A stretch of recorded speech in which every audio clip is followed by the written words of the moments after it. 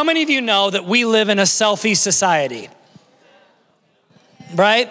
I mean, selfie, you know, this is a phenomenon, by the way, it's less than 10 years old. I mean, really, you think about it, it's like this moment where people are taking pictures of themselves and posting it on social media.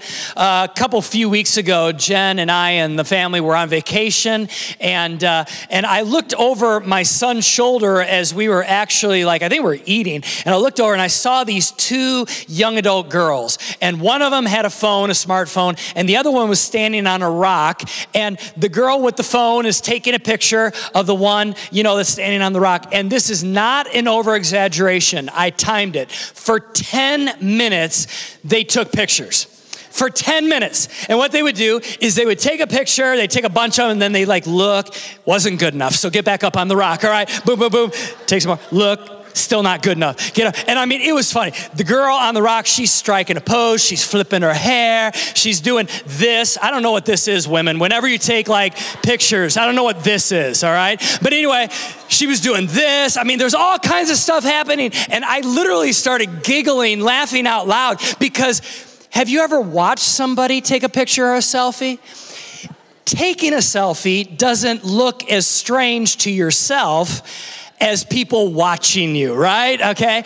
It just looks a little bit weird. So I'm literally laughing out loud, but I thought to myself, wow. I mean, either that's a really bad camera on that smartphone, or they just took 650 pictures of themselves, What do you do with all these pictures, right? So here's a question. Here's the question I want us to all answer at every location right now. Are you an important person? Now answer that to yourself, all right? Are you an important person? In 1963, psychologists decided to put together a study. And they took a case study, a demographic of adolescents, and they asked many of them, they said, hey, listen, are you an important person? 12% of them said, yes, I'm an important person.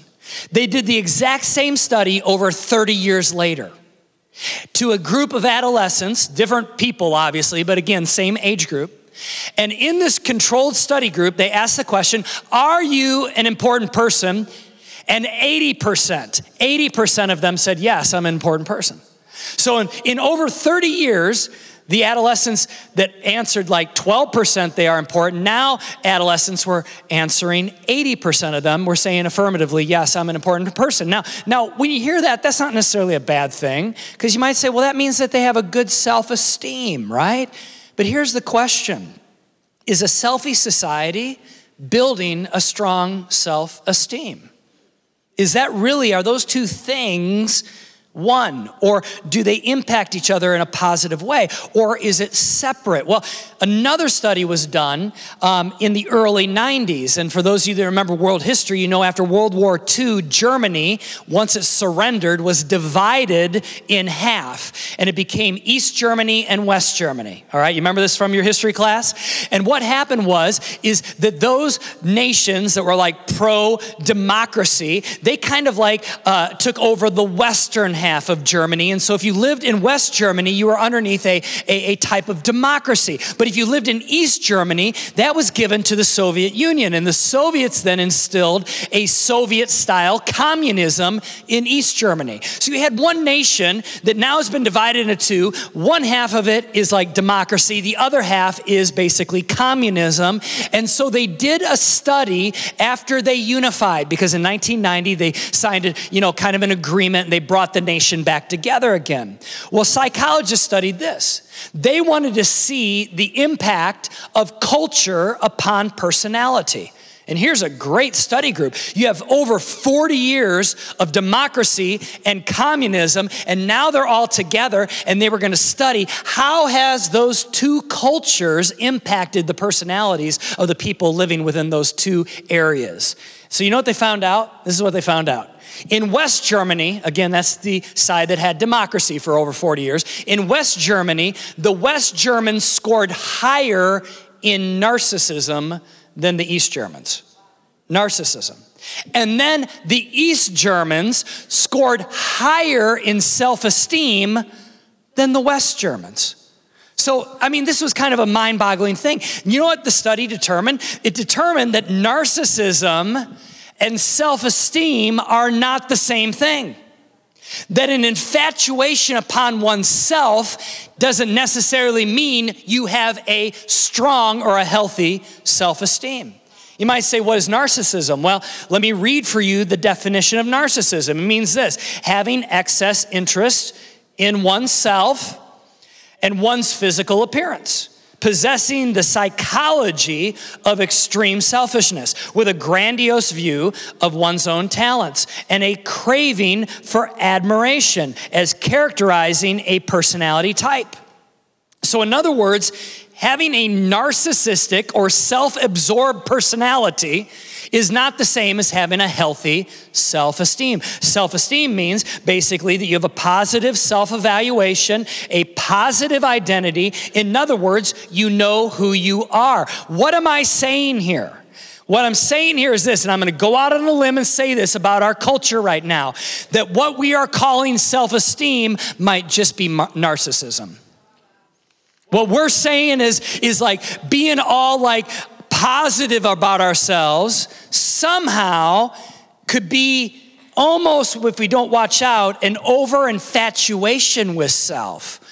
I don't get on social media that much. I really don't. I have people that actually help me manage my social media because quite honestly, I just don't have a lot of time for it. And so this is the thing. I don't get on it, but when I do, I notice this. There's this overwhelming like thing going on right now on social media where people are like, this is how I feel today. Like they're talking to their phone. They're like, this is how I feel. I feel good about myself. I feel like positive. I'm going to be a winner today. I mean, those kind of things.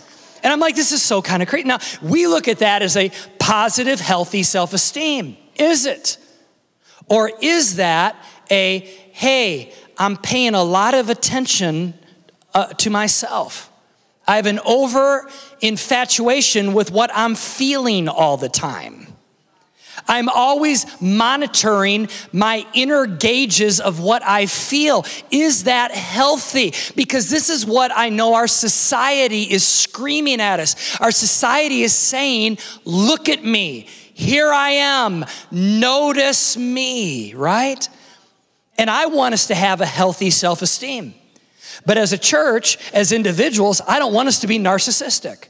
And there's a difference. And so today, I want to talk about how to have a healthy self-esteem and not be narcissistic. You know, at every age and stage of life, we quietly ask ourselves, am I an important person? Is my life making a difference? Is there significance in my life? What brings significance? You know, does money bring significance? In other words, if I have more money, I'm more significant. Does reputation, if I have a positive reputation, does that mean that I have more significance? How about education? If I have more plaques on the wall or letters in front or behind my name, does that make me more significant? Does success make me more significant? Does appearance make me more significant? You know, there's really nothing wrong with any of the things I just listed, by the way. Can I just say that? There's nothing wrong with money. There's definitely nothing wrong with success. There's definitely nothing wrong with education. Nothing wrong with appearance. None of those things are wrong, okay? So don't hear me as like we should ignore those things or put those somewhere down low on the totem pole. But my point is this: do those things bring significance? Well, not according to Jesus. You know what Jesus said significance is? Let me read for you a quote out of Matthew 20. Whoever wants to be great must become a servant. He's tying greatness with a life of servanthood. And by the way, he modeled that. All right? Now think about this. The greater the servanthood, the greater your life's significance. I mean, that's opposite of everything that we are being told in our culture right now, which was the whole study that they did about East and West Germany. How is culture impacting personality?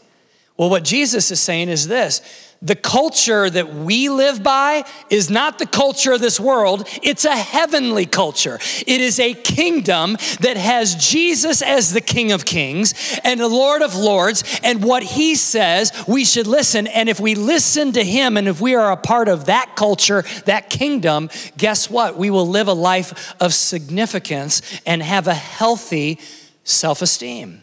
At the end of the day, the king is the one that gives us our identity. Not anybody around us, but our Creator. The one who created us is the one who speaks who we are. So there's this man in the Bible, in the Old Testament, and he was the wisest man to ever walk the face of the earth until Jesus came. And the Bible says he was so wise that no one else even came close. And he lived thousands of years ago. His name was Solomon. Solomon was not only wise, but he was also very wealthy. And again, this shows there's nothing wrong with having wisdom and having wealth, because here is Solomon who has both of these things. In fact, in today's economy, with today's dollar, if you were to take what he owned and translate it into today's dollar, he was worth $2.2 trillion. That was his net worth. No one on the face of the earth right now comes close to that. Not Jeff Bezos, not Bill Gates, not Warren Buffett. In fact, all of them combined don't even come close to how much Solomon had when it came to money, gold, and things. And so what did Solomon say? He wrote a book called Ecclesiastes. He also wrote a book that we now call Proverbs, some Psalms and things like that. Well, in Ecclesiastes, he's telling a story. Again, this is the wisest and the richest man on the face of the earth. This is what he says. He says, I also saw under the sun this example of wisdom that greatly impressed me. Now, can I just say something? If you impress the wisest man on the face of the earth, you're doing good, right? And so Solomon goes, what I'm about ready to tell you was an example of wisdom that made me go, that's pretty cool. So this is what he says. There was once a small city with only a few people in it, and the powerful king came against it, surrounded it, and built huge siege works against it. Now, this is what we don't know. We do not know if the powerful king was Solomon himself. He might be talking third person here. But again, he's saying this king comes against the small city. What happens? Now, there lived in that city a man poor but wise. And he saved the city by his wisdom. So this poor but wise man single-handedly saved the city against this strong king that was trying to attack it. Listen to this. But nobody remembered that poor man. Juxtapose that. The man saves the city and no one remembers him. I mean, this is something that's bothering Solomon. So he's saying to himself, wisdom is better than strength, but the poor man's wisdom is despised, and his words are no longer heeded. The quiet words, Solomon writes, of the wise are more to be heeded than the shouts of a ruler of fools. Wisdom is better than weapons of war, but one sinner destroys much good. In other words, here's this man that has this wisdom. He saved a city and people didn't recognize him. They didn't put a statue in the city square of him. They didn't celebrate him. They didn't do a ticker tape parade for him. They didn't name a day after him. They didn't celebrate him at all. And Solomon, the wisest man and the richest man on the face of the earth, is saying there's something really weird about this. Here's this wisdom that saves a city, and they actually even despise the man's wisdom eventually. And Solomon is perplexed about this. He's like, man, give this guy a parade. Like, let him be recognized, because isn't that what's supposed to happen? If you do something right, aren't you supposed to get a pat on the back? Aren't you at least supposed to get a participation award? Right? I mean, that's another thing about our culture. Whenever we do something, we want to be celebrated. I got up this morning, throw me a party, right? And here is Solomon saying this man wasn't even celebrated. Maybe, just maybe, God's idea of significance is different than ours. Maybe it's different than our cultures. In fact, here in John 30, here's a little hint as to what we should be looking at when it comes to significance. Here's a follower of Jesus, and he says this: he must increase, meaning God, that's a capital H, and I must decrease. He must grow more prominent. I must grow less so. If you want to have a significant life, it means you purposely take the low road. That's opposite of what we've been told, right? We're saying, take the high road, be in first place. Jesus is going, the first shall be last, the last shall be first. I mean, he's totally turning it on his head. And Jesus, as he gets increasingly more influential in my life, that means that my narcissism becomes increasingly less influential. I know we don't like the word narcissism because it sounds bad, it sounds yucky, okay? But you know what? At the end of the day, this is what it means. It means that I must decrease and God must increase. And the more that I serve God, I dies, me stays. What does that mean? It means this: my God-given abilities stay, my personality, who I am, who God created me. My identity is in Jesus. My identity is not in I. That same study that talked about, am I an important person? They also said over the last 40 years, using the word I, like I'm the greatest, that kind of thing. The use of the word I has exponentially increased in our English language. We use the word I more than ever in the history of our nation. I. Even that term, my truth. How narcissistic is that? That my truth. It is my truth. As if truth comes from inside. Does truth come from inside or does truth come from outside? Is truth bigger than me or am I the one that creates it? You see, there's all kinds of things that we're told all the time in our culture. And Jesus comes along and says, be a servant. You want to really be great? Purposely, strategically, go into the back of the line and not the front of the line. Put others first. Put their needs first. Put their feelings first. Put their desires first. In fact, do this. Live your life in such a way that you're always in second place. I mean, as I'm preaching that, we're like, mind blown, right? Because it's so opposite. So here's a question for you. Is doing good still worth it when no one notices?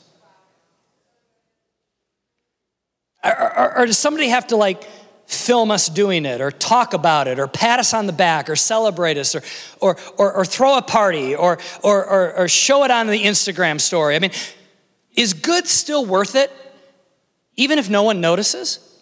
You see, it was really you that carried the weight of the project at work, and everyone else in your work group, they just kind of mailed it in. But what you did is you put in the extra effort. So guess what? The whole group gets an applause, but deep down inside, you're thinking to yourself, they didn't do anything. These jokers didn't do anything. I did it all. And we're all getting the accolades from it, but I'm the one that did it. How about with your family? Your family is drama, right? And everyone in your family, adults included, are acting like 2-year-olds. Brothers and sisters, cousins, moms, dads, grandparents, everyone's acting like a 2-year-old. And you decide, I'm gonna actually be mature. I'm gonna try to bring peace in the middle of this chaos. Everyone else is acting like a 2-year-old. So what do? You try to do the mature thing and make the right choices. You decide sometimes to bite your lip, right? When you're like, oh yeah, you want me to really speak my mind? I'll speak my mind. Everybody in the family's speaking their mind. I'll speak my mind, but no, I'm not going to. I'm going to bite my lip. You do that, and guess what happens? No one notices. No one pats you on the back and says, you know what? Out of everyone in our family, you are the only one acting like an adult, and we want to all say thank you. That doesn't happen, right? Is it still worth it? Is it still worth it? Is it still worth it when God uses you to do good, but guess what? We don't get the credit for it? Is it still worth it? Are you okay? Are you okay with doing good and doing things right in God's eyes, and you don't get the credit for it? There's no applause. Does it still count? Can I just tell you something? If you are making a difference in this world and in this life, you have to lay down the desire to be celebrated. In fact, I will just say that most people who make a significant difference, they lay down the need to be noticed. They just do good. They may get noticed, they may not get noticed, but the ones who really move the needle in our culture are the ones that don't need to be in the spotlight. They're the ones that say, I'm gonna do good because God wants me to do good. Does that make sense? Great example, this is Jesus. I think he would be the one that did the most good. He changed human history, and yet he was not, and still to a degree is not celebrated. Now I know he's celebrated in this environment, but if you look at the percentage of how many people celebrate Jesus compared to how many don't, he's not very celebrated. You know what else I noticed in this story of Solomon's wise man that he's talking about is not only did he save the city through his wisdom, but get this, then the city actually despised the man's wisdom. I mean, think about it. This is the wisdom that saved their lives. Isn't that ironic? Here are the people in the city that their lives were saved because of this man's wisdom, and then over time they turn against that wisdom. What a great picture of our society. It's like we, many times in our society, despise wisdom, despise people that make the right choices. We sometimes make fun of them, or we sometimes think to ourselves that you know what, we're better than them or whatever. I mean, it's just crazy. It's like we right now, we criticize more than we affirm and we honor, right? So here it brings me to another question. Is doing good still worth it when the results don't last? I mean, because don't we think that? We think, oh, I'm not gonna even try with my family. They're a bunch of 2-year-olds. If I try with my family, you know what, if I get together the next holiday and we're all sitting around the table, if I try to do the right thing, it isn't gonna make any difference, because in our minds, we're like, the results aren't gonna materialize. So here's a question. Is doing good still right even if the results don't materialize? Think about that for a moment. You know, can I remind you that God is a capable scorekeeper? He's more than capable. In fact, he keeps scores of when we do good, even if the results don't last or don't materialize. And here's the reason why I know that.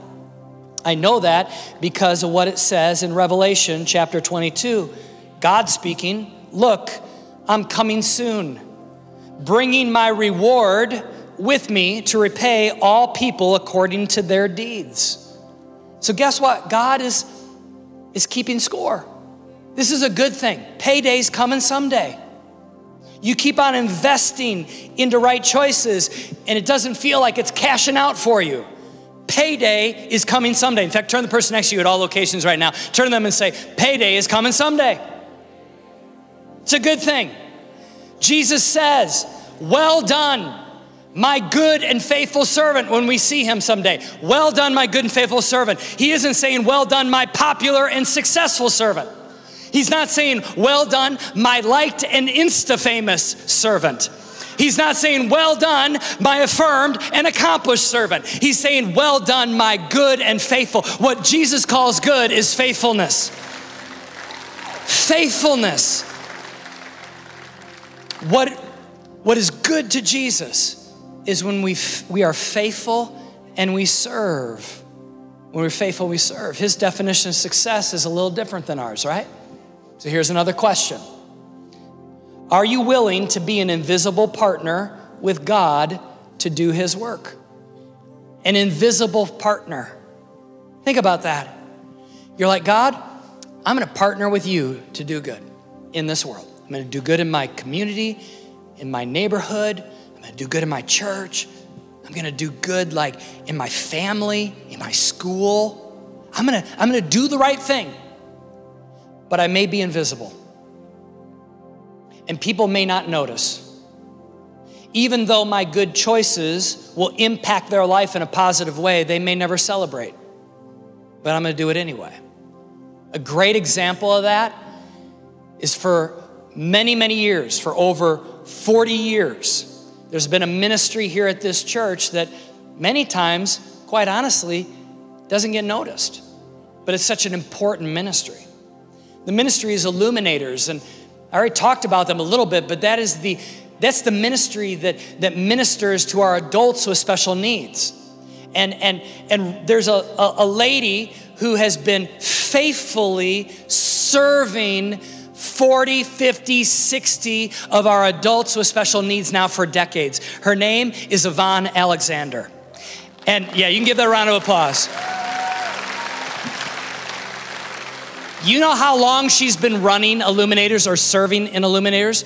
For almost 40 years. Can you believe that? She started when she was in 8th grade. Just a part of this church as an 8th grader. She started serving in this ministry to adults with special needs and then eventually took over. And she's been running it faithfully now for decades. Well, one of the attendees of Illuminators had a really, really cool thing happen. She's a part of City First. She's a part of Illuminators. Yvonne has created this environment and poured into these people, and she has had her life poured into. Her name is Susan. And Susan recently had a life-changing experience that very few people have ever had. And I want you to take a moment and see Susan's story.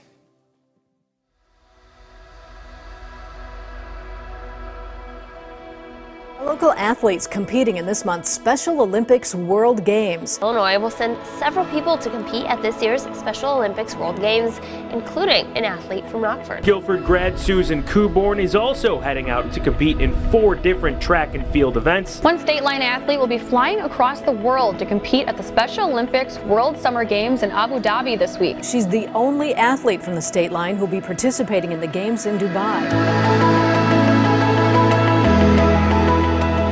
I started Special Olympics when I was 11. I'm now 28, been in it for 17 years. I just went first I went to Nationals, which was in Seattle. Came home with 3 silvers, and then this March I went to World Games and came home with a gold and 2 silvers.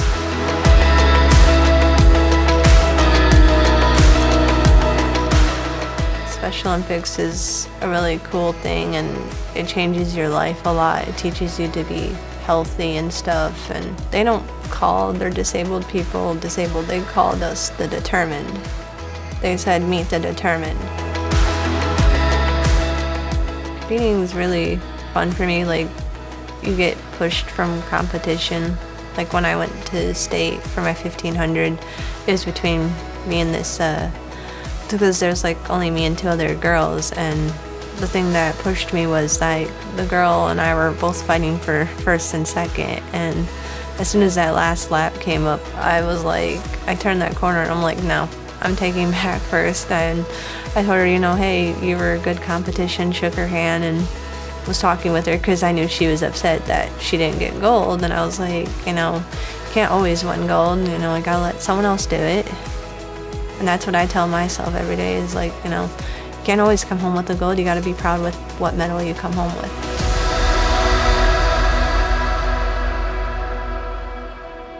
Being in Illuminators, it welcomes people that are like us, and it's a very cool environment. We get to learn about God, and our Sunday school teacher is really cool. We sing songs, like she'll either do a video or a book. It depends on like what we're learning that week. God has like changed my life from like 11 and stuff. I came here and I got saved, so I feel like between them and God, I felt like God was telling me like, hey, you're going to a better place than what you're in. And you'll make a lot of friends, because I feel like since I've joined Illuminators and stuff, I've came out with a lot of friends. And I know some of them from Special Olympics even.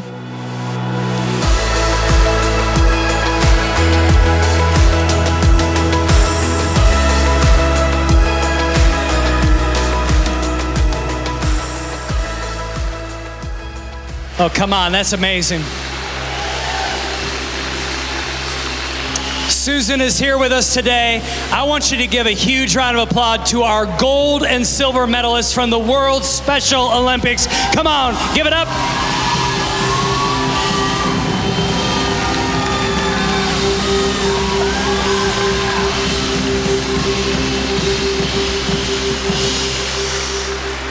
Amazing.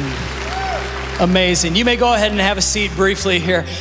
Susan, thank you for being here today. And you know what? First of all, we want to, as your church, say congratulations for winning at the World Special Olympics in Abu Dhabi. I mean, that's amazing. That's just so great.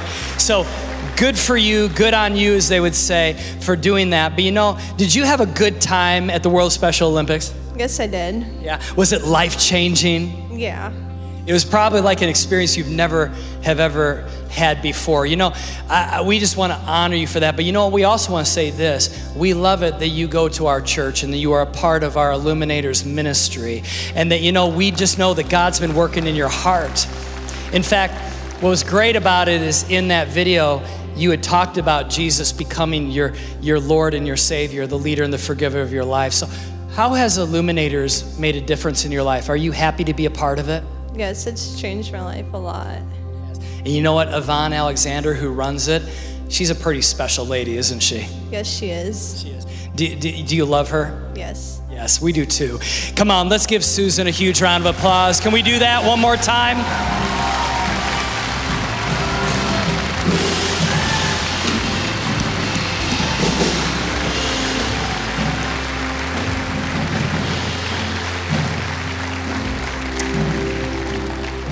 You go ahead and find a seat just for a second. Let me just say this.